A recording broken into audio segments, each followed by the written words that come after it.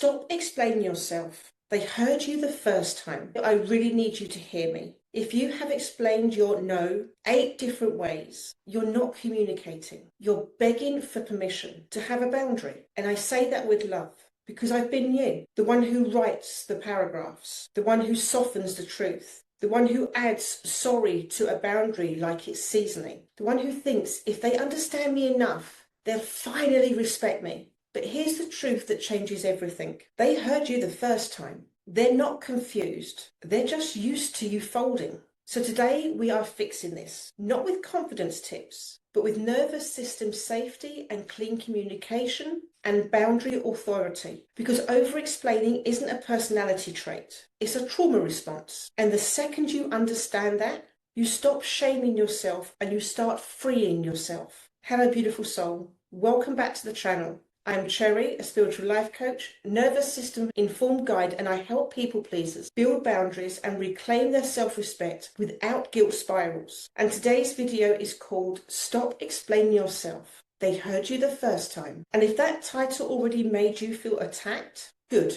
because that's your nervous system going, wait, I do that? If you are a person who over-explains everything, justifies your needs, feels guilty when people are disappointed, panics when someone doesn't reply, softens boundaries into a maybe, tries to be understood instead of being respected, this episode is for you. And you don't need to become cold or mean, you just need to become clear. Now, before we go any deeper, if this resonates, if you're feeling that inner yes in your soul, make sure you hit that subscribe button and tap the notification bell so you never miss a transmission. This channel isn't just content, it's a frequency, a sacred remembering, a space where you feel called out and called home all in the same breath. So if you're ready to rise, to heal, to reclaim your truth one video at a time, like this video, drop a fire or heart emoji in the comments and let me know what landed for you. Let's co-create this new earth together, one soul activation at a time. Welcome to the remembrance. All right,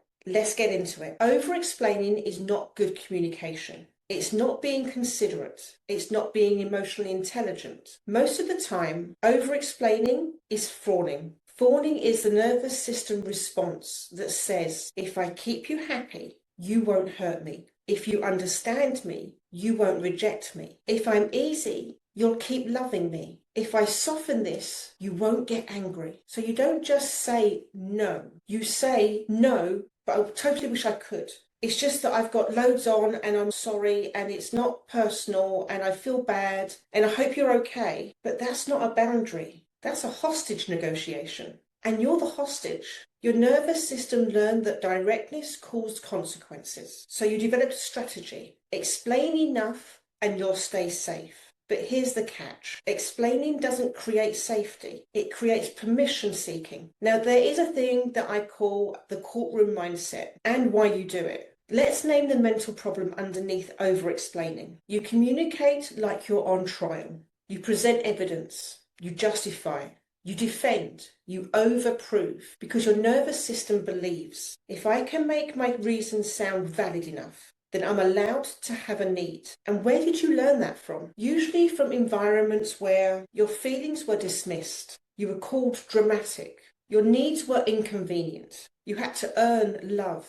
You had to make sense to be treated kindly. You had to manage someone else's emotional state. So your system learned, my needs must be justified. But a boundary doesn't require a thesis statement. A boundary requires self-leadership. Your nervous system isn't addicted to explaining. It's addicted to avoidance discomfort. Because directness brings discomfort. And people pleasers are allergic to discomfort. Not because they're weak, because they're trained to associate discomfort with danger. So we're going to build capacity today. Let's make it painfully relatable. You are over-explaining if you rehearse messages for 20 minutes. You write a paragraph, then delete it, then rewrite it. You add LOL to serious things. You apologize for basic needs. You over-clarify tone so no one misunderstands you. You say, that's fine, when it isn't. You fear being seen as selfish. You explain your no like you're asking permission.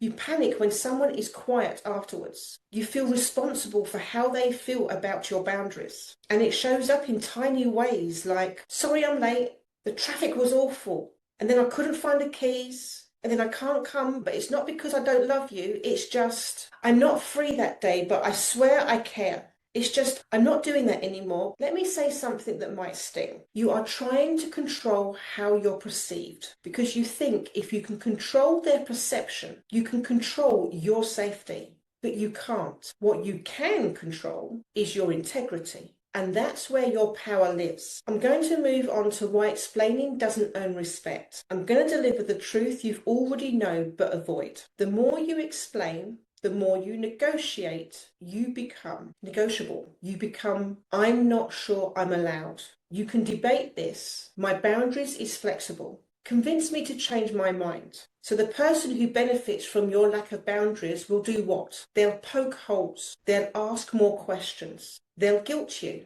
They'll pressure you. Not because they're evil. They're not. But because they're used to access, and your over-explaining keeps the door wide open. A clean boundary closes that door gently, firmly, and finally. No doesn't need backup dancers. If you need to explain for 10 minutes, your nervous system still thinks you're at risk. That's what you're healing here. So let's go deeper. Over-explaining is rarely about the other person. It's about what you fear will happen if you're direct. Most people pleasers fear rejection. If I say no, they'll leave. Conflict. If I'm direct, they'll get angry. Disappointment. If they feel hurt, I'll be bad. Being misunderstood. If they don't get me, I'll be unsafe. Being judged. If I'm honest, they'll think I'm selfish. And here's the sneaky one. Losing the identity of good. People pleasers are addicted to being seen as good because good is a cage. Because good often means agreeable, compliant, helpful, easy, self-sacrificing. So you over-explain to maintain your goodness, but you are not here to be good. You are here to be whole. All right, I'm going to introduce a pattern break. We're going into the body because you can't heal over-explaining just by thinking. So I want you to do this with me. Hand on chest, hand on belly. Inhale for the count of 4, exhale for the count of 6, and then say, I can be safe without being understood. Now imagine you're about to send an over-explaining message. Notice, does the throat tighten, your stomach drop, pressure in your chest, a jaw tension or an urgency feeling? Now that urgency is survival. So I now want you to say, I choose clarity over performance. Now breathe again. And here's the magic. You don't remove the discomfort. You increase your capacity to hold it. That's freedom because people pleasers panic in the moment. So here are scripts that build authority without being cruel. First, the no script. No, I'm not available. That doesn't work for me. I'm going to pass. Not this time. Second, that I'm not explaining scripts. That's not just something I'm doing. That's not my decision. I'm not discussing it further. I'm comfortable with my choice. Third, the pressure pushback scripts. I hear you and my answer is still no. I understand and it's still a no from me. I'm not changing my mind. Please respect my decision. Fourth, the disappointment scripts. I know you're disappointed. I'm still not available. This upsets you and I still choose myself. I'm not responsible for how you feel about my boundaries. And the last one, that's grown woman energy. That's self-led energy. So what do you do when pushed back? This is the real test. The reason you over-explain is because you're trying to prevent pushback. But pushback is part of boundaries. When you change, people test it. Not always consciously, but they're used to your old access. So when you push back, you need one thing, a boundary loop. You repeat the same sentence, not new reasons, not more proof, not extra detail, just the same calm line. For example, them. But why can't you? You, I'm not available. Them. Yeah, but what are you doing? You, I'm not available. Then they say, that's so unfair. You say, I understand you feel that way. I'm not available. Then they say, well, okay then. And then you go, okay. The silence after okay is where your power returns because that silence is you not performing. And your nervous system will freak out at first. but then it learns. I can survive discomfort. Let's go through scenarios so you can actually apply it. The family one. They say, you never come around anymore. So you reply, I'm taking space for myself right now. They ask you, why? Are you angry? You say, no, I'm just taking space. So they push back more and say, so you don't care about us? And you reply, I care, and I'm still taking space. With relationships, they ask, why are you being distant? You reply, I'm not distant. I'm prioritizing myself. They then say, so I did something wrong? You reply, this isn't about blame. This is about my needs. When it comes to friendships, they can say, come on, just come out. And you reply, no, I'm staying in tonight. They go, oh, you're boring. You go, okay, and just leave it at that. With work, your boss can say, can you stay late? You, I can't today. Your boss replies, why not? You reply, I'm not available. Your boss can say, you have to. You reply, I understand the request. My answer is still no. And yes, sometimes that requires bigger choices, but you are not a slave to everybody else's urgency. Now let's go cosmic for a second. Over-explaining is not just verbal.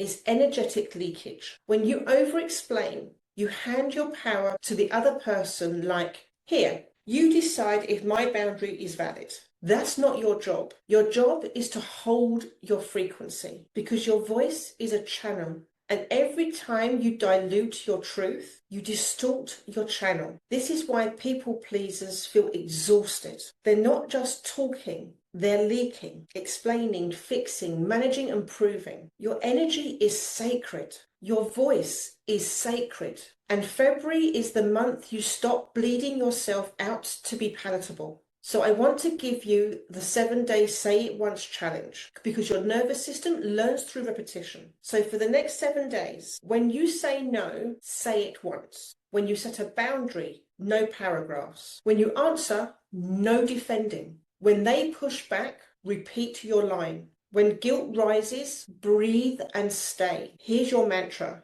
I can be safe without being understood. And if you fail, good. That means you're practicing. Not performing healing, but practicing. If this video hit you right in the nervous system and you can feel how deep this pattern runs, I want you to know you don't have to figure it out alone because over-explaining is never just a habit. It's usually a lifetime of conditioning that says your needs are too much. So if you're ready to build boundaries that don't collapse the second someone looks disappointed, if you're ready, you can book a boundary breakthrough session with me. If not, there's a freebie in the description box below all about how to build boundaries. And if you're ready to stop people-pleasing at the root, the form response, the guilt spiral, the self-abandoning, you can book a Stop People-Pleasing breakthrough session instead.